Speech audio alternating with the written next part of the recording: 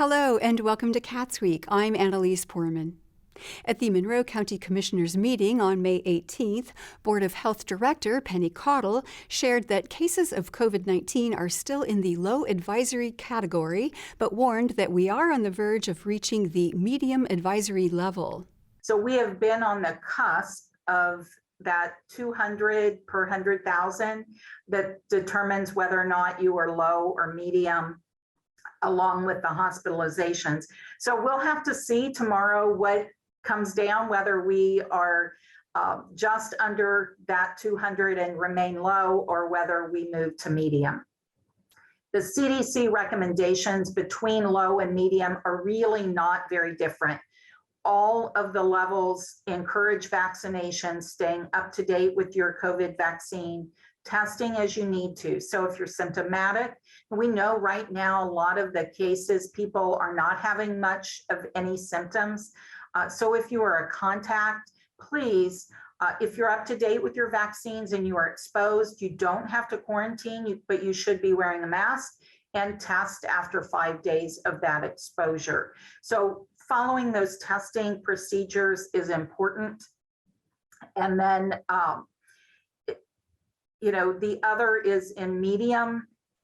If you are at risk, talk to your healthcare provider about your specific healthcare issues, your health needs, and determine whether or not you need to wear a mask when you're in any public setting or certain public settings, and plan accordingly. Commissioner Penny Giffens commented that there was a COVID-related death in the community recently and said that everyone should get vaccinated.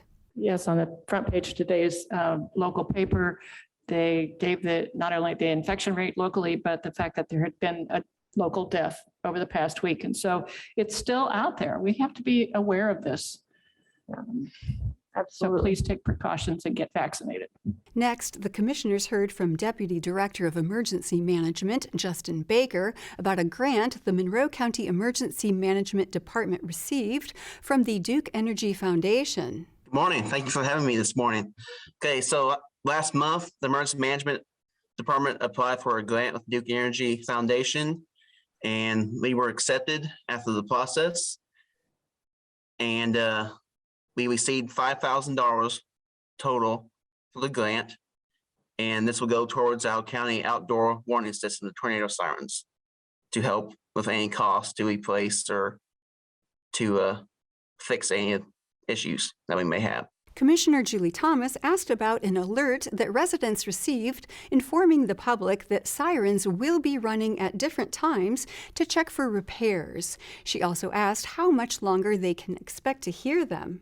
Yes, the LIRIS, which is our maintenance vendor, and myself has been going out and checking on the sirens, doing a temperature check, kind of see if we rotate them and do a quiet test. So that'll be going on. We did that Monday and Tuesday. Be doing that depending on the weather, pretty much. If it's raining and stormy, we're not going to be checking on the sirens. But yes, that'll be going on several weeks probably, because our goal is to get all 40 of them. The commissioners approved the acceptance of the grant money unanimously. On May 18th, at the Monroe County Redevelopment Commission meeting, Commission member Richard Martin introduced a presentation on the cost of development in Monroe County. First item on the agenda today is a presentation I've been trying to get together for 6 months now, something like that. When we first started working on this idea of an affordable housing opportunity that we might be able to put forward through the commission, I recalled a presentation that Steve had done to a group of the Economic Development Corporation a couple of years ago, which had to do with the aspects of cost involved in development projects. And I thought it would be appropriate for us to understand better what the costs were, so we could work on identifying those areas of cost where we could have some influence to keep the cost low enough so that the project would actually be affordable. And in that vein, I asked Steve to put together something that from that presentation, and he kindly offered to do so, and he is here today to talk to us about the cost of development. The research on development in Monroe County was originally done in 2019 and has changed since the original findings. What I saw in 19, when I did this presentation, I looked at local information and I saw that in 2008, building permits dropped in half from what they had previously been. I had the numbers, but they literally dropped in half in 2008. And what happened is they stayed at half since then. There's never been a rebound from the pre-2008 building levels, but population continued on the same upward curve. So obviously, shortage, it's just a question of how long. And again, those curves have continued to today. So that idea of more population and not enough housing has been around for 12, 14 years. The 2008 recession really stopped a lot of development. Well, a lot of development had to stop because of the recession, but it did stop. And a lot of those people that were developing and building didn't get back in the industry. A lot retired, a lot just did something else. And also important then was that the banking situation changed substantially in 08. What changed? The banking situation, the financing for development. Before 2008, a lot of people could put a subdivision together because you could borrow most of the money. I mean, most, maybe 90% borrow, maybe. After the recession, you couldn't do that. You might borrow half the money. Big difference. So some people that were energetic and risk-taking could put a project together with a reasonable amount of money before the recession. After the recession, those people weren't in the game anymore because you had to have more money. So that put a lot of people out also. The presentation also included information pointing out that the housing development decrease post-2008 occurred nationally as well and offered 3 things local governments can do to help. The first is to relax zoning restrictions. Interesting. Countrywide, not just Monroe County or Bloomington. The second is to address constraints to construction, supply chain, workers, expenses, and emphasize workers. You know, we don't have as many skilled tradesmen as we had before 2008 because those guys retired and there's not a new group coming up because there wasn't much going on. And now we're short. And then the third thing they said was to help developers finance projects, particularly affordable projects. Well, that's exactly the same experience I had, back in 08. Help financing because people can't finance their projects. So the same thing is true today, but it's true across the country, according to Wall Street Journal on Monday. So the trends have continued and gotten worse. The next Monroe County redevelopment meeting will be held on June 15th. And we'll have more CATSweek after this message. For hurting families in Monroe County. A contribution to children who are vulnerable and in need of an advocate. A staff that goes above and beyond to support and advocate for children in need of services. The web of remarkable people who are dealing with difficult situations. So many young people that are in need of help and trying to find a stable family, a stable place to live. Without the CASAs to make that happen, many of them would be unable to find a good home. I love being that voice for the child who can't speak for themselves in court. It takes me out of my comfort zone, and it also helps others. CASA means supporting our community. Being a CASA is making sure that your village is healthy and whole, and that the children in your village will someday be able to help the village as well. A child who doesn't have a voice, maybe in their family situation or a school situation, now has a voice that can advocate for them. I really enjoy working with children that are going through difficult times and letting them know that I care about their future. We are privileged with our charge of representing the best interest of children. And so therefore we can advocate for exactly what they need without restriction, focusing on their best interest. I want to repair the world one child at a time. Welcome back to CATSweek. At the Bloomington City Council meeting on May 18th, Council member Steve Volan shared during his report that he has joined a nationwide entity called Coalition Against Bigger Trucks that aims to reduce the size of vehicles allowed on public roads. I was pointed to this by former county commissioner and city council member Charlotte Zitlow, whose daughter-in-law is asking everyone who can to make comments on this new policy, because one thing that it's not doing is questioning many of the assumptions that perhaps some of us have failed to notice about how cars are getting bigger, especially that the average car that Americans are driving are getting bigger, weightier, larger in the front. And there's an opportunity now until June 8th to make comments on this program that I wanted to call people's attention to, because I agree with Charlotte and with her daughter-in-law, Sarah Risser, that this is a matter that we should be thinking about, that we all maybe take for granted how much the small choices that we make, or the choices that manufacturers make, lead to undesirable outcomes. And from the letter, she says, the U.S. has lagged woefully behind Europe in terms of road safety for decades, but the gap is growing wider. In the U.S., road fatalities have been skyrocketing since the onset of the COVID-19 pandemic, whereas they've continued to decline in other similarly developed countries. Cyclists and pedestrian fatalities are outpacing total road fatalities, and this has been correlated with large SUVs and pickup trucks by the NHTSA. Very large SUVs and pickup trucks are making up an ever-increasing share of vehicular traffic.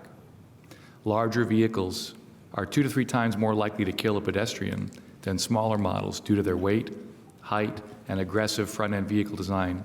Yet the National Highway Transportation Safety Administration has been unwilling to address this directly. You can see it because dimensions of cars are not part of the new NCAP program.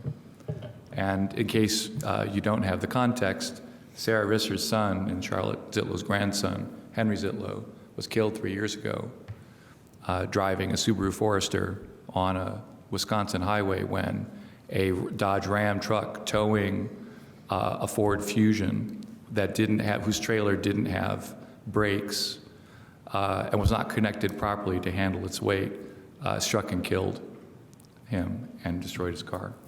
Later, Planning Department O'Neill Fellow Ben Sheriff gave a report on the Bloomington Habitat Connectivity Plan. So essentially from the Bloomington Habitat Connectivity Plan, I'm not going to go into it all today considering it was developed in 2017, but I will discuss the 5 recommendations that they were able to develop. And so the 5 recommendations are as follows. The first being conserve habitat before, during, and after development.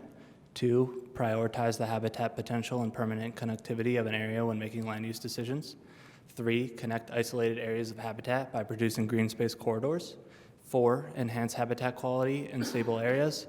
And 5, inform Bloomington residents of the ecological benefits of habitat connectivity and encourage citizen involvement in habitat restoration. And so over the past year or so, myself and the Bloomington Environmental Commission have directly targeted recommendations 3 through 5 through 2 deliverables, 2 action items. And I'll get to those in a sec, but I would like to just mention in the next slide why you all should care. And so the first reason being is, as you probably know, wildlife is in steep decline across the planet. For example, bee species are in a lot of trouble right now. Biodiversity is down quite a bit. And this is in one large part due to fragmentation and a lack of green space in urban areas. And so this is going to have a really terrible effects, especially in the city of Bloomington. It can cause problems with soil quality. It can also cause a lot of issues with dispersal of getting new tree species around the city. And it can also affect erosion for various different processes. And so wildlife just really contributes so many different environmental services that we're not even aware of really right now. So that's one of the reasons. And then obviously, I'm sure you have heard about climate change and how serious of an issue it is. And you've just developed a climate action plan, which is wonderful. But we need to really do whatever we can to increase the amount of green space that we have to make sure that we have climate resilient infrastructure, because in the city of Bloomington, we are expected to see not necessarily more rain, but a larger intensity of rain. So when it does rain, there will be increased flooding. And so we want to be able to develop things like rain gardens. We want to create bioswales as much as possible and other type of climate resilient infrastructure to combat this as much as possible. And so the city's already doing this, which is great. They're planting a lot of native species, which is awesome. I know MC Iris does a lot of work because the invasive species throughout the city are spreading quite rapidly, and this can cause a lot of problems with soil quality again, erosion, pollution can get worse as well because of these invasive species. And so we just want to keep that in mind as well. Another really important thing is that human well-being is just obviously going to be better when nature is around, whether it's going for runs in the forest or sitting at a park bench and watching squirrels play or something like that. There have been numerous scientific reports just saying how important it is to have green space and nature around, and it's just going to improve everyone's confidence and everyone's mood as well.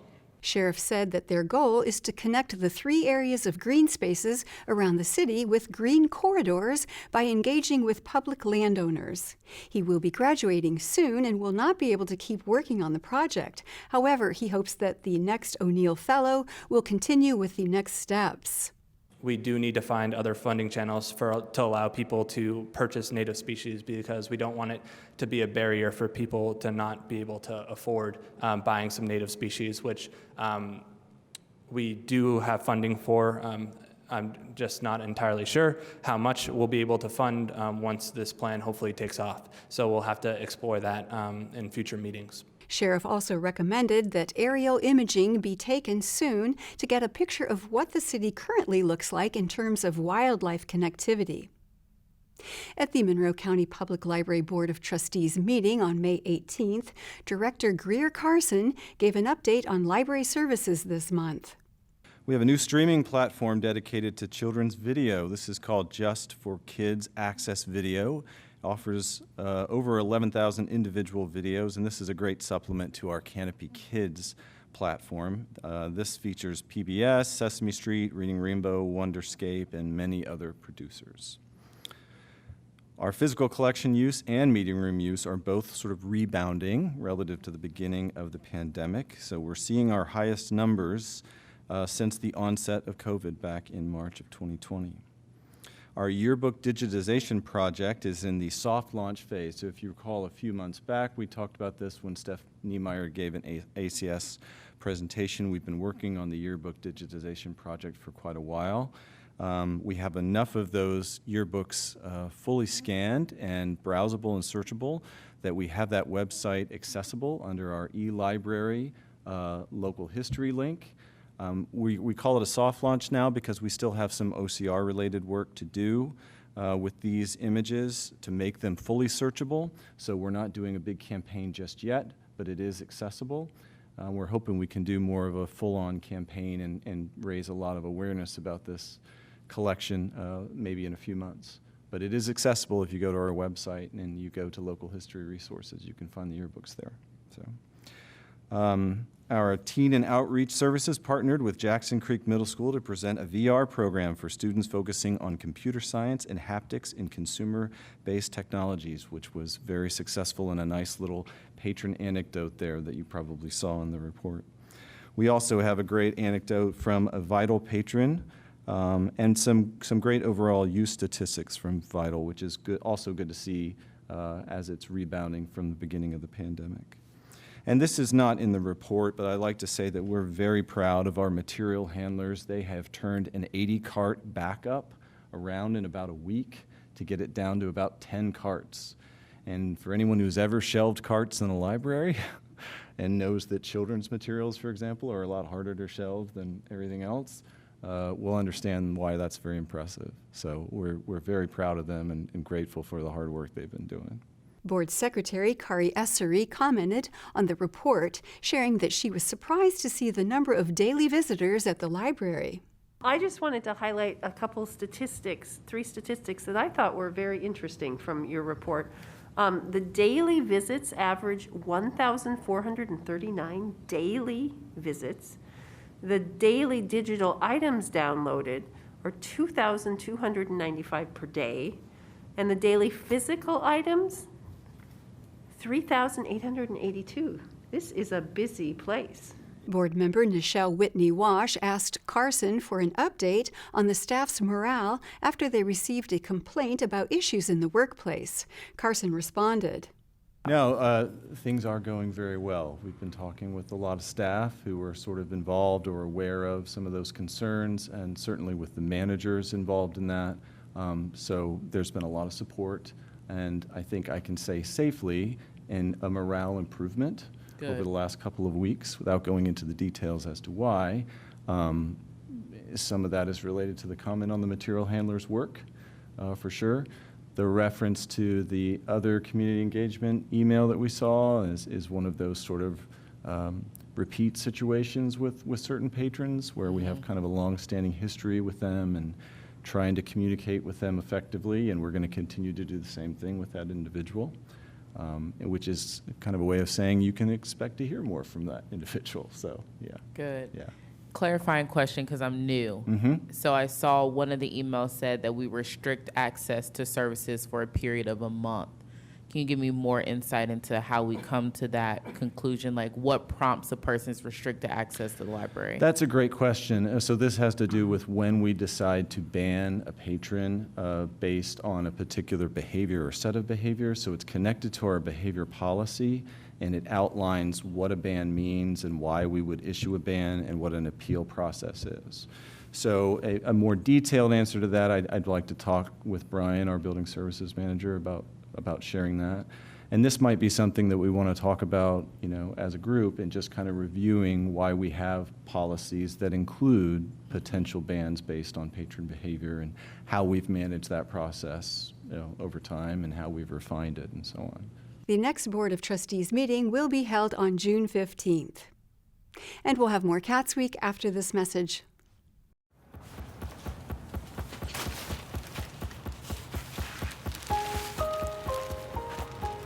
I'm at risk of thinking there's just no point in trying.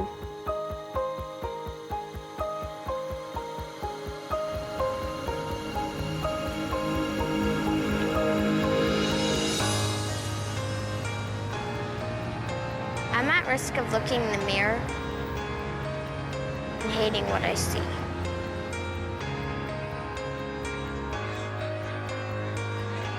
I'm at risk of regretting what I do, just to join the crowd.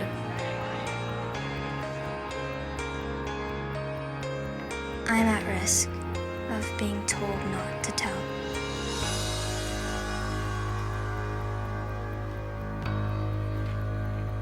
And you would never know it by looking at me. But with Girls Inc. in my corner, There for me, every day.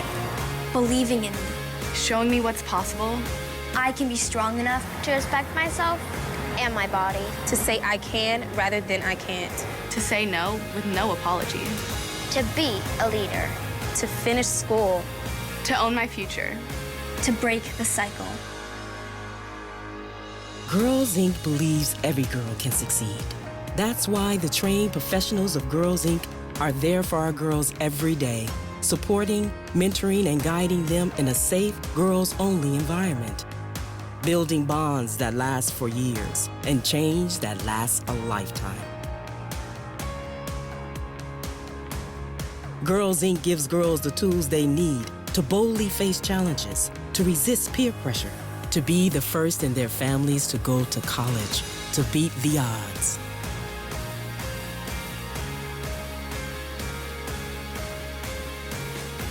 With Girls Inc. in her corner, every girl can be healthy, confident, and resilient. She'll do more than dream about her potential. She'll reach it.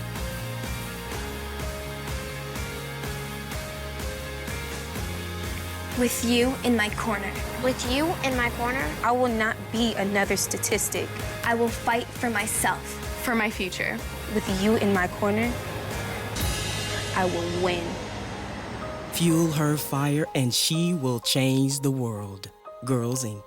Inspiring all girls to be strong, smart, and bold.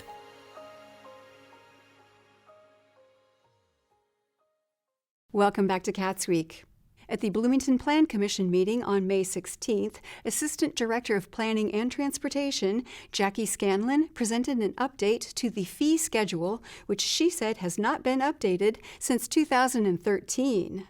So we are proposing to update fees, and the memo that you received indicated that the last time we wholly updated fees was, I believe, in 2013, and the most recently it was updated before that was 1997. So we have updated it a couple of times in the last 25 years. And we are proposing to update based on some research that we did with other comparable cities and making our fees a little bit more in line with some of those. Scanlon noted changes that would be made and explained why they came to those numbers. So, for example, the two here on the second page, outdoor seating in the right-of-way and a right-of-way excavation permit, are permits that are administered by the engineering department now after we split, and so those can come out of our fee schedule. We also added in a floodplain development permit fee, as that requires a separate review. That was something new with the 2019-2020 update. And clarifying here at the bottom that occupancy inspections are both for temporary and permanent occupancy. And then we, another small change in the variance fees. The base fee stays the same for the two different types of development standards, single family use and non-single family, but we have added a $50 fee for additional variance. So the way that it has been working for some time is that even if you needed 7 variances, you only pay the $100. So even though it's 7 times the amount of report writing for staff. So trying to keep these in line with the amount of work that they produce. Again, slightly increasing fee for site plans related to residential remodels. You can see from 200 to 250 plus 25 per new dwelling unit. And then we, for additions, again, the tack on the 25 is for new dwelling units only, and then of course in new construction all your dwelling units would count toward your total. Commission member Karen St. John said that although she does not like raising the prices for people, she appreciates the staff's work to ensure that the prices are reasonable.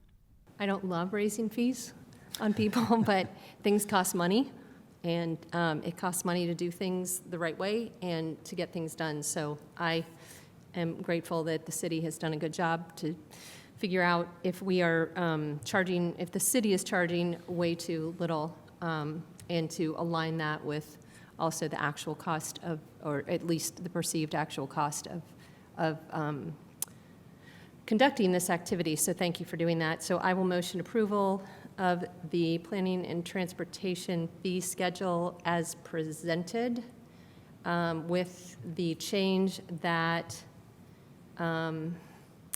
the plat and plat amendment preliminary and final is $800 plus $1,000 per lot. The commission voted unanimously to approve the new fee schedule.